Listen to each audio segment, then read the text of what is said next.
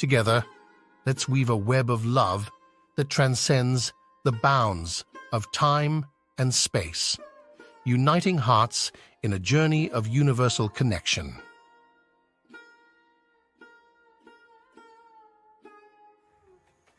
In our history textbooks, school textbooks, they said Alexander the Great. They only got the first name, the middle name, they missed out the last name. His name was Alexander the Great Idiot. But because it was too long, somebody left out the last name.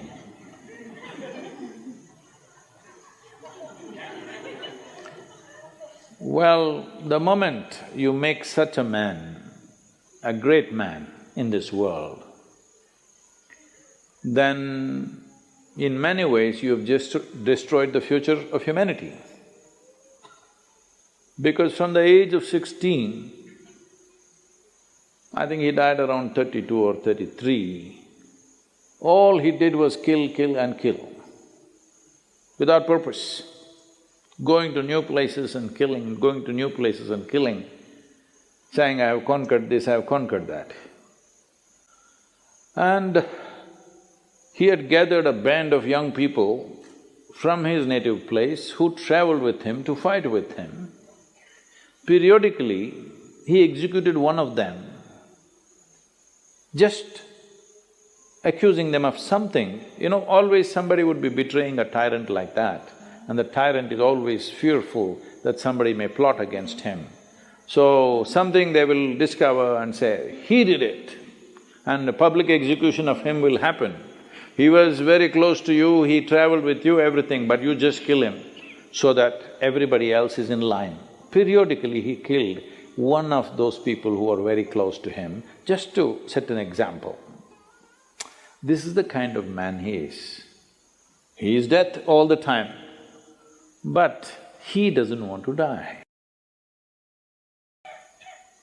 He wants everybody to die, but he doesn't want to die.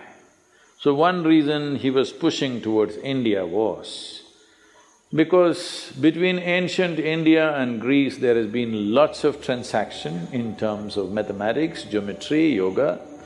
There is a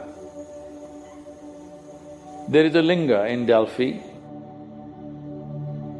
which is considered as the navel of the earth because it was consecrated as Manipura Chakra.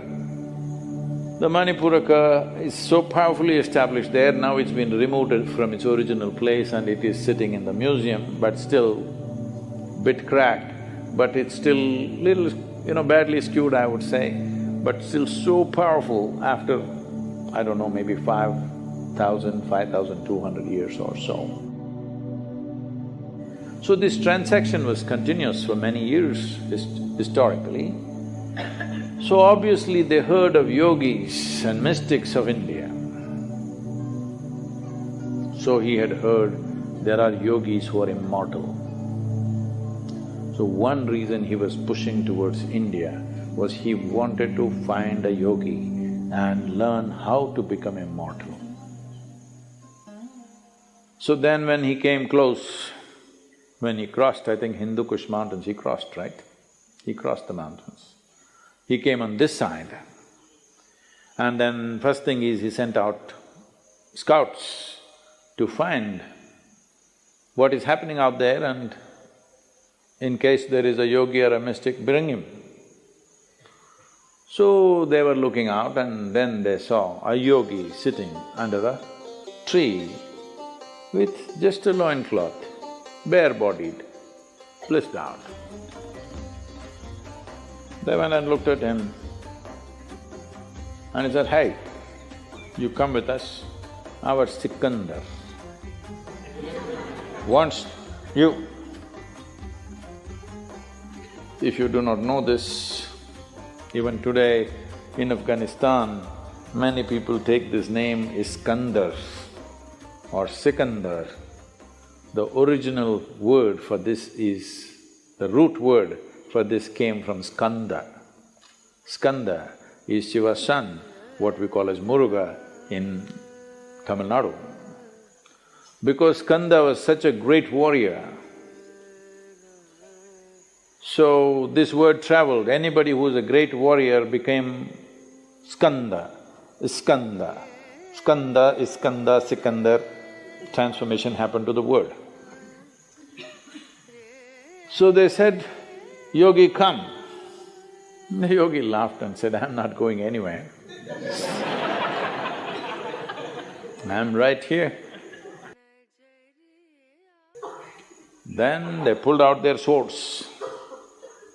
These are violent men. They don't think twice about taking off heads. It's not even something that, of any consequence to them. They can take away hundreds of heads in a day without any qualms about it. So, very violent men, they pulled out their swords and said, "Either you come or we'll take off your head." The yogi said, "See, I'm sitting here like this because everything that I have to do has been done. You want to take my head, you take it, but you will not get my wisdom or my intelligence. If you take my head, you can take it, you want." Then they looked at each other. That's all. See, they had never seen a man who not terrorized by the swords that they pull out, because they're not pulling out in bare, empty threat. They can take off heads, they're very good at it. They had never seen a man who's not terrorized, he's saying, "Okay, take my head." I thought, "Oh, this guy must be really immortal." If somebody says, "Okay, take my head," he must be immortal. Then they tried to coax him, "Please come." He said, "No, if he wants, let him come. He wants to know about immortality, let him come." Then they said, "Oh, he knows about it, so let's not damage him in any way." And they went back and they told Alexander that we found the man, but he's not willing to come. So he is not a home teacher, you have to go to him, he's a school. So he himself came. So Alexander sat on his horse and with great authority you spoke, "It seems you know about immortality, I want to know about it." The yogi looked up at him and said, "First get off that stupid horse." You sit on an animal which is less intelligent than you and suddenly you become like this. You see, I don't know, the moment people sit on a horse, somehow they think they're something. If you manage to ride an animal which is far more intelligent than you, then something. Huh? You ride a dumb four-legged animal, poor thing doesn't like to carry you, but what to do? So, Alexander got down and asked, "I want to become immortal because he is not the same guy that he was 5–10 years ago.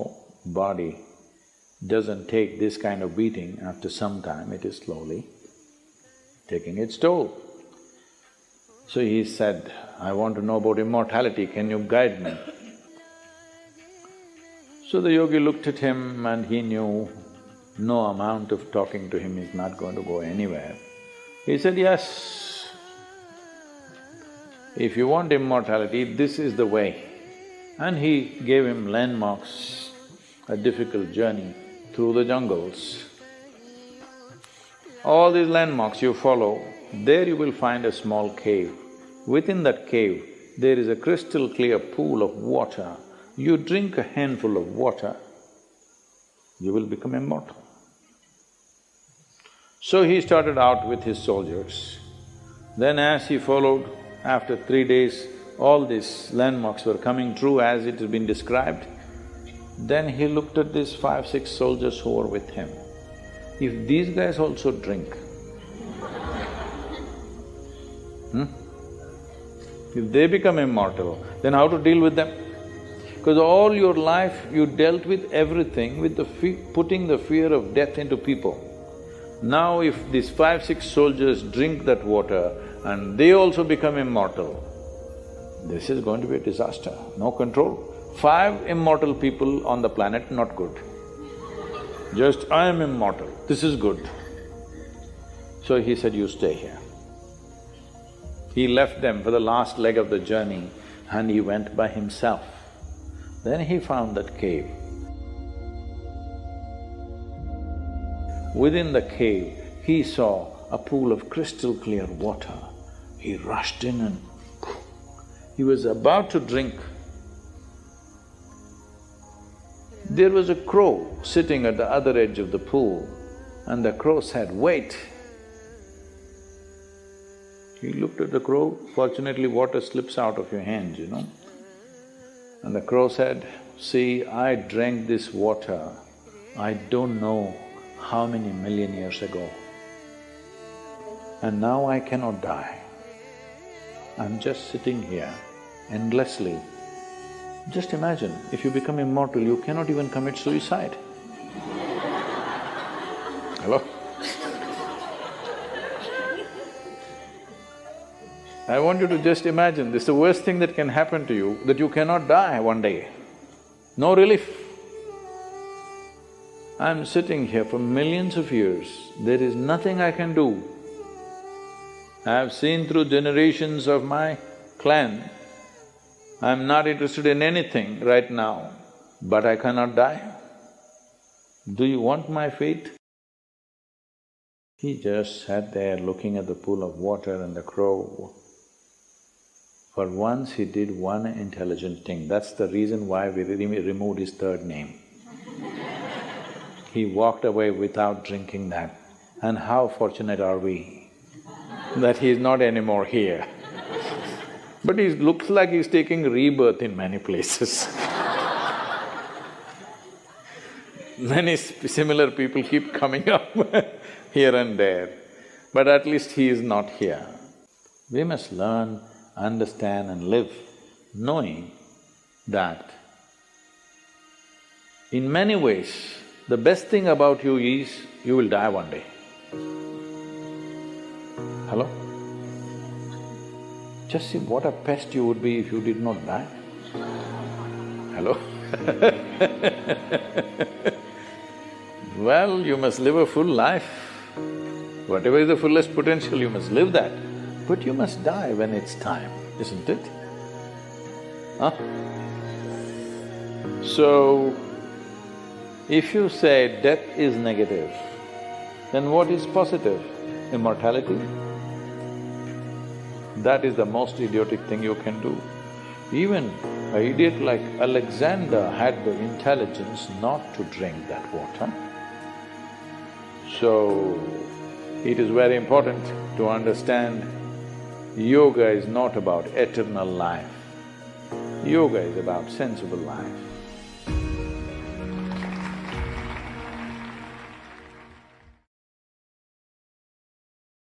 These are not your loved ones, these are your extra limbs. You're not able to stand on 2 legs, so you need 4 or 8 or 12, I don't know how many. These are extra limbs. And when limbs are not well coordinated, they tangle up, you know. There are 4 or 5 brains, 4 or 5 power centers in the home. And for it to be well coordinated, certain things have to be done. One way of doing it is with an enormous level of connectedness, not emotional. Emotional connectedness just brings dependency. Emotion is something to be enjoyed. It is the juice of life. You don't make your emotions work. You should not make them work. You can make your thought work, you can make your body work. Don't try to make your emotions work. Whenever you try to make your emotions work for you, your situations turn nasty, isn't it? Yes or no? Initially, I loved your works. After some time, you're trying to make emotions work for you. The harder you try to make it work, the nastier your life gets. Because emotion is not for work. Emotion is just to sweeten your life. Your thought and your body should work. Emotions, just there. It's like a flower that you wear in your hair. Nobody wears anymore. Okay. You don't make these flowers work. The microphone works. Something else works. The flowers need not work, they're just there. That's all. Emotion is like that. It's just there, pleasant and wonderful. If you try to make it work, if you try to extract some life from around you with your emotions, it is bound to turn ugly. So if you don't have a working brain, if you're not capable of thought, then you try to use your emotion to make it work. And it may work sometimes, that's the whole problem. It works initially and then you try to push it further, then your life turns so nasty, so horribly nasty. Among people who supposed to care for each other, the nastiest situation happen not among enemies, but among the so-called loved ones. You agree with me? Am I being too harsh on you? No. Yes or no? So, people have their opinions. If you love somebody, you should have no opinion, that's what love means. Love means you're willing to nurture another life without forming opinions, that's what love means. We are loved ones, we have strong opinions about each other. No, that means you're trying to fix life. An opinion is a way of fixing a person into a straitjacket. Love means nurturing a person into a new possibility. These two things cannot go together. No way they can be together. You make some judgments for the moment to nurture it better. You're rearing children at home, you have to make some judgments where the child is right now, to rear them to a next possibility, not form an opinion on him. The moment you form an opinion, you have no interest in nurturing that life into a new possibility. You only want to fix it in a shell of your opinion. And you will be disappointed if it doesn't go by your opinion. Now, that's not the way it works. If you want to live closely with people, it should be a relationship of nurture, not opinionated. It will not work like that. Fundamental mechanics are wrong. So how will it work? By accident, because of the newness of the situation, because it's honeymoon time. It may work for some time, but after that it will not work. So, if truly it's a loving relationship, there should be no opinions, there should be only nurture. Sadhguru, what are your views on adultery? How does it affect one spiritually? If there is no love in your heart, you are anyway an adulteress. For convenience and comfort, if you have given yourself to any aspect of life, not necessarily a man or a woman for that matter, without love in your heart, if you have given yourself to any aspect of life, you are an adulterer, isn't it? So am I against adultery? Yes, in that sense, yes, with every aspect.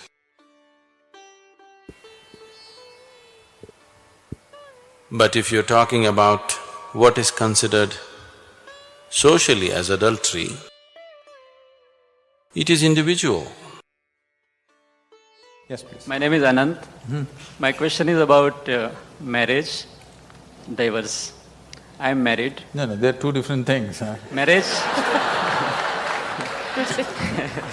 What I see today is many youngsters, like many of them they don't want to marry, and few of them who marry, there are occasions where they are getting divorced.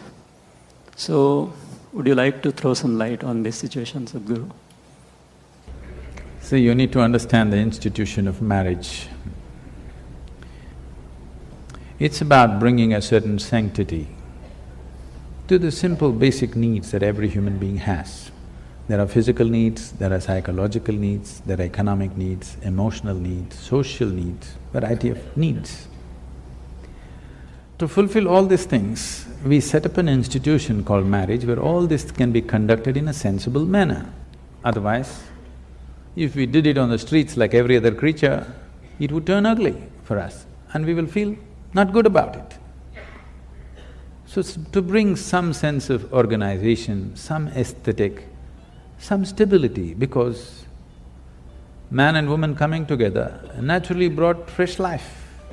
It is, compared to any other creature, it is the most helpless life, which needs maximum amount of support. You could leave a puppy on the street, as long as he gets food, he grows up into a good dog, no problem. But not so with a human being. He doesn't need just physical support, he needs variety of support and above all, a stable situation. Whether there should be marriage in society or not, one will debate when they are 18, because physical body is asking for freedom, all right? At that time, everybody questions, is marriage really needed? Why can't we just live whichever way we want? But when you are 3 years of age, you valued marriage immensely, a stable marriage immensely, isn't it so? Yes or no? Yes. Again, when you become 45, 50, you're 100% for marriage. Between 18 and 35, you're questioning the whole process, okay? Because where the physical body is dominant, at that time, if you give in to that, then it will question every institution. This is hormone-fired freedom, okay? Your intelligence has been hijacked by hormones, so you question the fundamentals of everything. I am not saying marriage is the thing, but do you have a better alternative? If you have a better alternative, damn the marriage. But you have not come up with a better alternative, because a stable situation is a must. For a child, once you have a child, it's a 20-year project. Your whims and fancies will change, your emotions will change. If that is what it is, don't get into such situations. It's not compulsory for everybody to get married. It's good, young people, you are saying people are thinking whether to get married or not, I'm glad. It is not necessary for everybody. But if you get into it and especially if you get into children, you must understand it's a minimum 20-year project, whether you like it or you don't like it. Otherwise, you shouldn't get into those projects. You don't walk into a project, drop it halfway and walk away, isn't it? It's your choice, but at least choose consciously. You don't have to get married because everybody is getting married. You don't have to talk about marriage and divorce in same breath as if they come together. This is a completely an American idea, you're thinking of marriage and divorce together. Nobody thought of divorce in this country till recently, isn't it? So, if it happens, if something happens, something truly went wrong between two people and they have to separate, that will anyway inevitably happen. You don't have to plan it at the time of wedding. Why should you ever talk about marriage and divorce in one breath? It's a crime.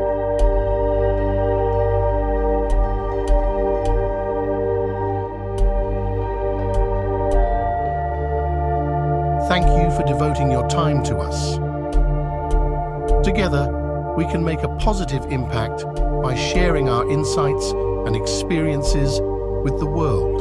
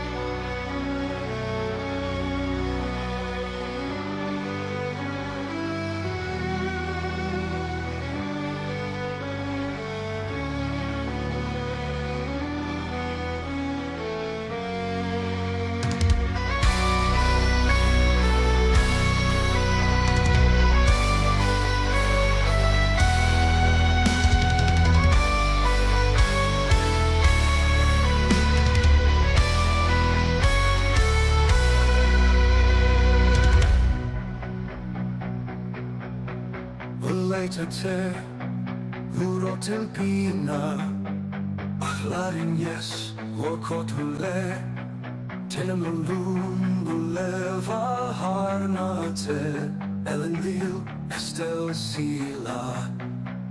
Across the waste of burning plains, think of the road with wrath untamed. His steed like thunder through the dust, a sacrifice that fate proclaimed. His eyes aflame with a light so wild, like fire in the valor's breath. Through Angband's gates he stormed along to meet his fate in glory's death. The sons of Fëanor, driven lost, and in the noble's grim defeat, with shattered hope and fury's call, he charged along to Morgoth's feet.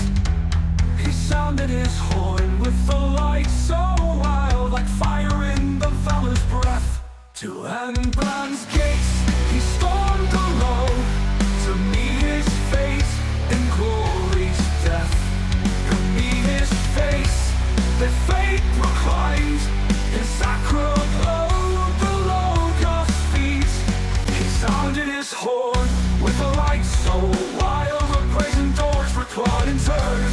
Like thunder through the dust, a sacrifice that fate proclaims. His eyes aflame with a light so wild, like fire in the valor's breath. To Angband's gates he stormed alone to meet his fate in glory's death. The sons of Fëanor, driven lost, and didn't know those grim defeats. With shattered hope and fury's call, he charged alone to Morgoth's feet. Sounded his horn with a thunderous cry. The brazen doors replied in turn, and called the Dark Lord forth to fight, with a rage that none could spurn. Under blackened skies they clash in fire, a dance of steel, a test of wills. In every blow a hero's pyre, as blood meets stone the earth stands still. The hammer fell from heights, a force of doom and boundless hate. But Fingolfin, swift as a striking hawk, evaded death, defied his fate. His silver mail and crystal shield, they glimmered bright against the dark, like a lone star's defiant light, a guide through shadows cold and stark. With every swing of Ringill's blade, the giant trembled, strength unmade, by a king who dared to stand alone, who knew the weight of choices made. 7 wounds he dealt that night, 7 cries rang out in pain, as Angband's hosts looked on in fright. They fell to earth like sudden rain.